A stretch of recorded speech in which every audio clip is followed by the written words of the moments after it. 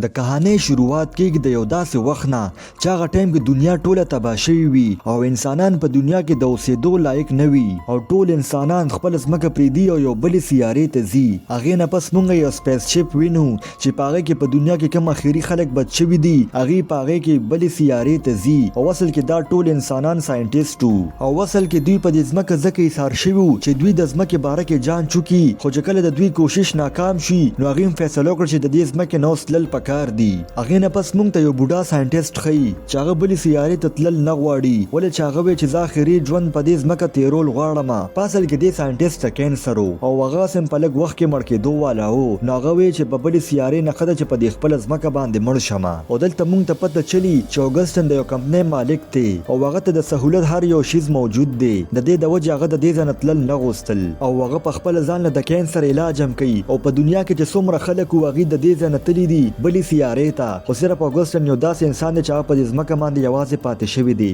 هغې نه پس موږ ته د اوګسټن تیر شوی وخت ښیي چې هغې وخت کې اوګسټن ځوان وي او اوګسټن یو ډېر قابل ترین ساینټیسټ و او هغه دومره ریسرچ وکړو چې هغه ته یو سیاره میلو شوه چې په هغې باندې اوسېدل ممکنه وو او هغه دا وایي چې ما د دې ریسرچ دپاره ډېر زیات محنت وکړو چې انسان د ځمکې نه علاوه په بله سیاره کې اوسېدی شي او هغه دا خبرې په یو سیمینار کې ولاړ وي او ډېر خلک ورته ناست وي او هغې ته کوي. په هغه سیمینار کې اوګسټن ته یو جینۍ میلو شي چې د دې دواړو یو بل خوښ شي او هغې نه پس ډېر زر دوی واده مو کي خو د لږ وخت نه پس د اوګسټن نه خپله ښځه ډېره زیاته خفه وي ولې چې اوګسټن به همیشه په کار کې مصروف او خپلې ښځې له بې ټایم نه ورکو. د دې د وجې د اوګسټن ښځې دا فیصله وکړه چې موږ اوس دا هر څه ختموو. هغې نه پس موږ اوسنی وخت وینو او اوګسټن په سکرین کې وګورو چې هغه ته یو نوټیفیکیشن راغلی وي هغه سره یو سپیس شپ والا رابطه کول غوښتل او هغې نه پس موږ هغه سپیس شپ وینو چې دا سپیس شپ د بل چا نه بلکې د اوګسټن کمپنۍ والا لیږلی وي چې په یو سیاره باندې د ژوند معلومولو ریسرچ وکړي او د شپږ کاله مخکې لیږلي وي او هغې نه پس هغه سپیس شپ ځمکې ته راتلو والا و. په دې سپیس شپ کې ډېر کسان وي او هغوی د ډېر وخت نه په دې سپیس شپ کې وي چې هغوی ته دا پته نه وي چې په ځمکه باندې څه شوي دي او څنګه حالات دي او واحد یو اوګسټن و چې هغه د دوی مدد کولی شو خو د بیمارۍ د وجې هغه ته سم نه یاد خو لږ وخت کې اوګسټن ته رایاد شي چې دا سپیس شپ خو زما د کمپنۍ نه تللی و. د هغې نه پس هغه د خپل ټیم مدد کول شروع کړي.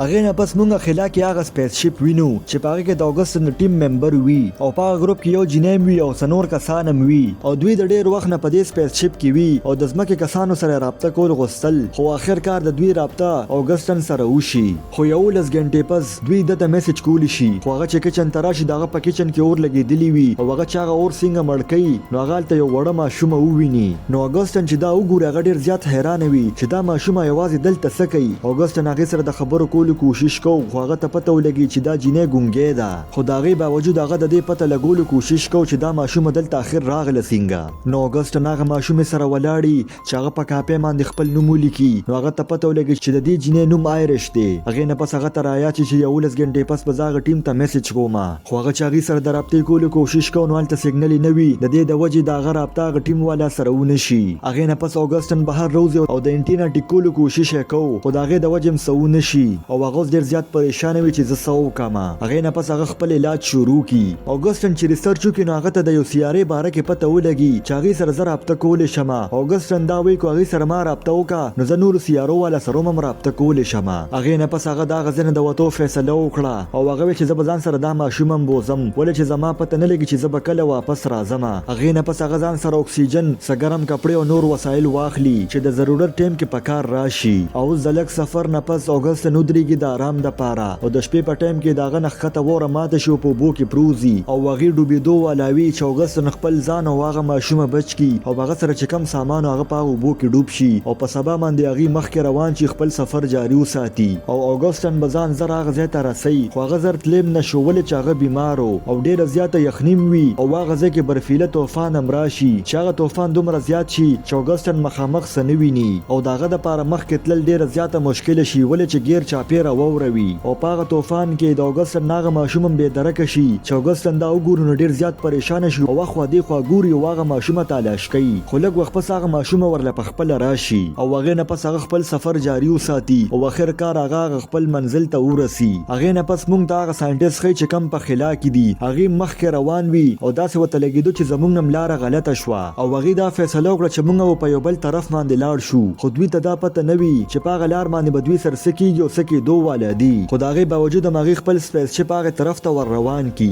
بل خو اوګست هغه ټیم سره رابطه کولو والا وا خو د دوی رابطه کټ شي. خو هغه جینې دا فیصله وکړه چې زه به بهر وځم او دا کنیکشن به ټیک کما چې زه اوګست سره دوباره رابطه وکم. خو د دې دا فیصله ډیره زیاته خطرناک وي ولې چې بهر هم ډیره خطر وي. دا خلا ده او هر طرف ته کاڼي دي. هغه نه پس هغه جینې د خپل پارټنر سره بهر روزي او هغه کنیکشن ټیک کی. خو دې کې په خلا کې یو کان د دوی د سټلایټ طرف ته روان وي چې هغه سټلایټ سره ټکراو شي او هغه کنیکشن دوباره کټ شي ولې چې په هغه ځای کې ډیر زیات کاڼي تیریږي. خو دا غي باوجود هغه جینې همت وکي او هغه کنیکشن ټیک کی او اگستن سره دوباره په رابطه کې شي. نو اگستن ورته وی چې ځمکه بیخي خالی ده دلته یو انسان هم نشته او تاسو دای خو مرزه تاسو بلې سیارې ته لاړ شئ چې داغه کې 23 نوم دی الته ژوندۍ ممکنه ده. او اگستن د چې پته ولګي چې دوی نه لار به درکه شوی ده نو هغه وته لارم سم کی او ورته دا وی چې هغه بلې سیارې ته ځان ورسوي. نو هغه جینې چې داغه سلی نوم هغه دا خبره ووري نو هغه ډیر زیاته پریشان شي او په دې ګروپ کې دوه ممبران هغه دا وی چې موږ په بلې سیارې کې نه اوسېږو موږ خپل ځمکې ته تلل غواړو. خو دې کې د سپیس شپ پایلټ دا وی چې زما خزه به ژوندۍ وي او هغه په ځمکه باندې وي. نو اگستن وته وی چې په دې ځمکه باندې څوک هم نشته تاسو زما په خبره باندې یقین ولې نه کوي چې کوم خلکو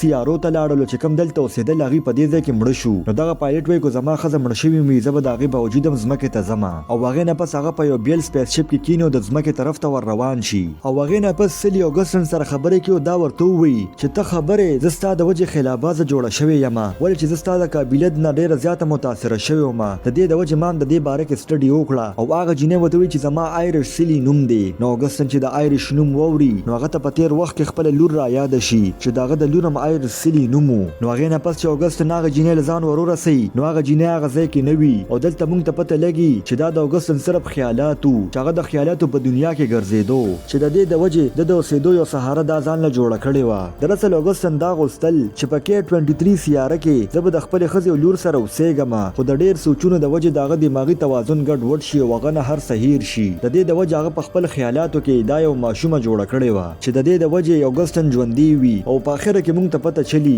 چې سیلی بل څوک نه بلکې د اګستن لور وي. خو اګستن ته هم د دې باره کې پته ولګي خو هغه خپلې لور ته د دې باره کې ونه وایي ولې چې هغه دا وایي چې ما پسې به لور راشي ما به د دې ځمکې نه بوځي. هغې نه پس اګستن خپلې لور سره خبرې وکړي او ورته دا ووایي چې د دغې سیارې ماحول څنګه دی. نو سیلي ورته د هر څه باره کې ووایي. نو اګستن چې دغې سیارې باره کې ووري نو ډېر زیات خوشحاله شي. نو هغې نه پس ورته اګستن ووایي چې تاسو دغې سیارې طرف ته لاړ شئ ولې چې هلته اوسېدل اوس ممکنه دي. هغې نه پس سیلي د خپل پارټنر سره هغې سیارې طرف ته ور روانه شي او په اخره کې موږ ته اګستن ښیي چې هغه خاموشه ولاړ د اسمان طرف ته ګوري. او دې سره دا کهاني ختمه شي. که ستاسو دا کهاني خوښه شوې نو دا ویډیو در سره لایک کړئ او چینل در سره سبسکرایب کړئ.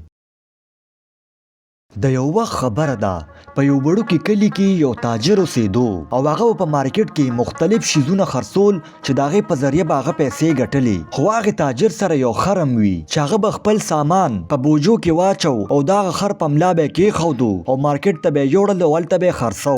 خو هغه تاجر به د خپل خر ډیر زیات خیال ساتو ولې چې هغه ته پته وه چې دا خر د د کاروبار دپاره ډیر زیات ضروري دی. هغه به خر ډیر زیات صاف سوتره او هغه له به یې ښه خوراک ورکو چې د هغې د وجې هغه خر ډیر زیات مضبوط او تندرست و چې هغه به په خپل ملا باندې کافي بوجې اوچتې کړي او مارکیټ ته به یې وړې. خو هغه خر ډیر زیات سست وي او د هغه کار کول بیخي نه خوښ صرف د هغه خوراک او اوده کېدل خوښي. او هغه تاجر به د مارکیټ د ډیمانډ حساب سره روزانه مختلف شیزونه خرڅول چې کله به دالو کله به اناجو کله به سبزی وي مسالې به وي او کله به میوه وه. او هغه به روزانه د هغې خر سره د خپل کلي نه مارکیټ ته تلو او هغې به د ځنګل په یو لاره تلل چې په لاره به دوی یو سیند پار کو او چې کله به دوی دا سیند پار کو نو دغه تاجر به د دې خر ډیر خیال ساتو. یو ورځ دې تاجر ته خپل ملګري ووایي چې په مارکیټ کې نن سبا د مالګې ډیمانډ ډیر زیات دی. نو چې هغه تاجر دا واوري شکریه د مشورې دپاره زما دوسته زه به زر مالګې خرڅول شروع کړم. نو هغه زر خپل کلي ته راشي او 12 د مالګې بوجۍ تیارېږي چې په هغې کې هغه 6 بورې اوچتې کړي او د هغه خر په ملا باندې کیږدي او په دې خر باندې بوج نه وي. د دې د وجې هغه تاجر په دې خر باندې دومره بوج وانه چوي. خو بیا هم هغه خر د تلو دپاره تیار نه وي او دې تاجر به د خپل خر ډیر زیات خیال ساتو. خو هغه ته دا هم پته وه چې دا خر ډیر زیات سست دی پاغه ورځ باندې تاجر په مارکیټ کې ټوله مالګه بورې خرڅ کی. هغې نه پس هغه تاجر مالګه خرڅول شروع کی او کله به 15 بورې او کله شپږ بورې پاغه خر باندې به کېښودی او مارکیټه پورې بتلو. خو هغه خر به خوشحاله نه و. خو چې کله به کور ته واپس راتلو نو هغه خر به په سکون کې و، ولې چې هغه تاجر به ټوله مالګه په مارکیټ کې خرڅه کړه. د دې د وجې په هغه خر باندې به بوج نه و. اوس یو څو ورځې تېرې شي. یو ورځ هغه تاجر په هغه خر باندې شپږ بورې کیدي او د مارکیټ طرف ته را روان شي. خو چې څنګه دوی هغه سیند ته راورسي نو تاجر وګوري چې دغه سیند اوبه نن لږې تیزې دي. خو چې څنګه دوی د سیند منځ ته راورسي دی کې هغه خر وښویږي او اوبو کې راپروزي. خو هغه تاجر هغه خر په څه چل باندې دغه سیند نه راوباسي. خو هغه خر ډېر زیات یریدلی وي. خو هغه لږ خوشحاله هم شي ولې چې په هغه خر باندې بوج نه وي. دا سیند خو زما دپاره جادوي شو. یا الله ستا ډېر شکر دی چې زما خر ته څه نقصان ورونه رسېدو. خو دغه خر ته پته نه وه چې په دې سیند کې جادو نشته. کله چې دی په اوبو کې وغورځېدو نو په هغه بوجو کې چې کومه مالګه وه هغه په اوبو کې مکس شوه. د دې د وجې په دې خر باندې بوج کم شو. هغې نه پس هغوی کور ته را روان شي او هغه خر ډېر زیات خوشحاله وي ولې چې هغه سره ټوله ورځ هغه ټوله ورځ اوده وي او خوراک کوي او ډېر زیات خوشحاله وي. په سبا باندې هغه تاجر د خر په شا باندې بیا شپږ بورې کیدي. تیر ځل خو ډېر ښه و، صبر وکړه، نن هغسې کار بیا کومه چې د کار نه بیا ځان بچ کړمه. او د مارکیټ طرف ته را روان شي. خو د دې خر د ارادو نه هغه تاجر خبر نه و او چې څنګه هغې هغه سیند ته راورسېدل نو دی کې اچانک هغه خر د اوبو طرف ته ورټوپ کی. دا د څوک ډول وقوفه ټوله مالګه دې ضایع کړه. اوس په زه څه حاصل په مارکیټ کې. خو اوس هغه تاجر سم نشي کولی ولې چې هغه مالګه په اوبو کې مکس شوه او اوس دغه خر په ملا باندې هېڅ بوج هم نه وي چې دې سره هغه خر هم ډېر زیات خوشحاله وي. اوس خو دې خر ته لګېدو چې ده ته یو ښه طریقه میلو شوه د کار نه د بچ کېدو دپاره. خو دغه تاجر په دماغو کې یا خدایا دا دومره سوز زناور زه د ده څومره خیال ساتمه او د هغې سټیله د ما د دا راکړه. خو صبر وکړه ګفره به زه سبا ګورمه. په سبا باندې هغه تاجر د خر په ملا باندې اته بورې کیدي او چوپ چاپ د مارکیټ طرف ته روان شي. خو چې دوی څنګه هغې سیند ته راورسي زه به زړه طریقه بیا وکړم چې دا بوج را باندې کم شي. نو دی کې هغه خر سیند ته ورټوپ کی. دغه تاجر هم د دې خر مدد ونه کي چې هغه خر کوشش کو د پاسېدو. خو هغه تاجر یو ډېر ذهینه انسان وي. هغه په هغه بوجو کې مالوچ اچولی وي چې څنګه دغه خر دې اوبو ته ورټوپ کی چې دې سره هغه بوجې نور هم درنې شي. اوس خر پوه شي چې په اوبو کې هېڅ جادو نشته. هغې نه پس هغه د مالوچو هغه بوجۍ مارکیټه پورې یوسي او واپس یې کور ته راوړي او د هغې ورځې نه پس دغې خر توبه وښکه چې زه به کله هم داسې نه کومه.